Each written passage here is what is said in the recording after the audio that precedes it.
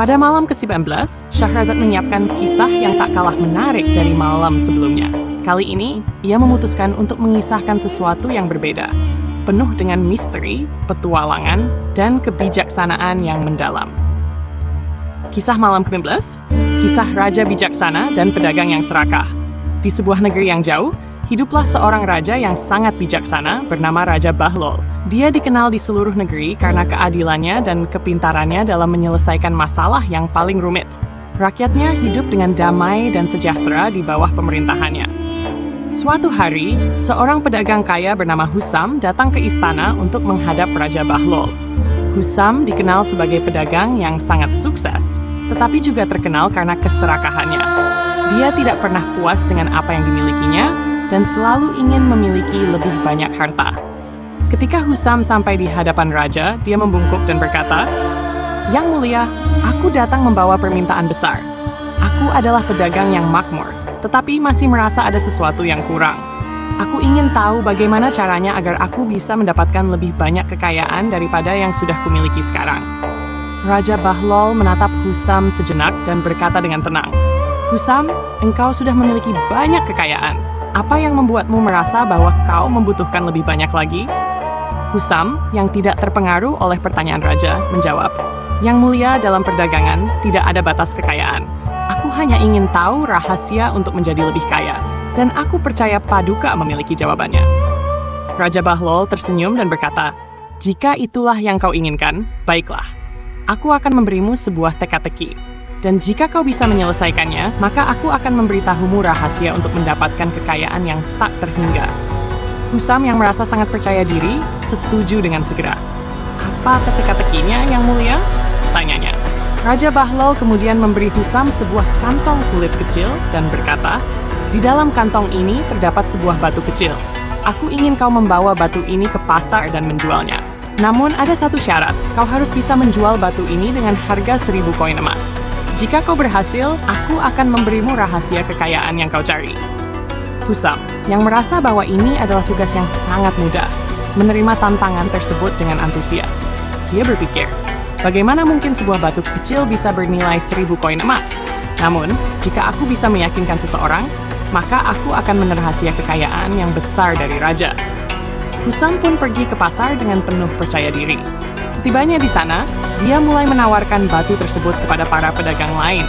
Tetapi tidak ada seorang pun yang mau membelinya dengan harga yang diminta.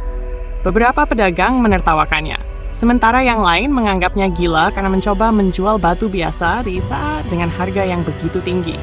Namun, Husam tidak menyerah. Dia terus mencoba dan mencoba lagi, tetapi hari demi hari berlalu dan dia tidak berhasil menjual batu tersebut. Kesombongannya mulai terkikis dan dia merasa putus asa.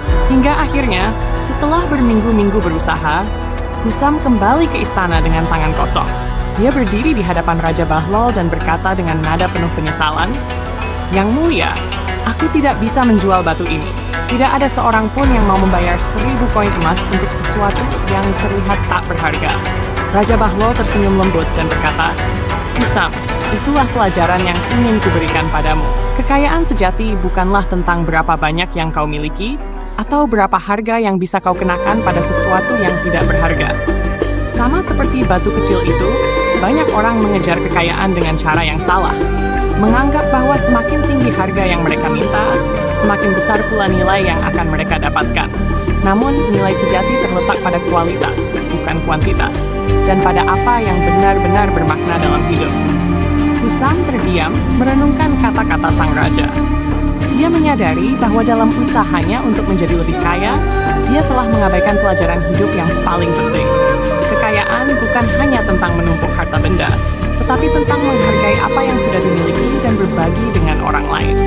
Sejak hari itu, Husam berubah. Dia mulai menggunakan kekayaannya untuk membantu orang lain.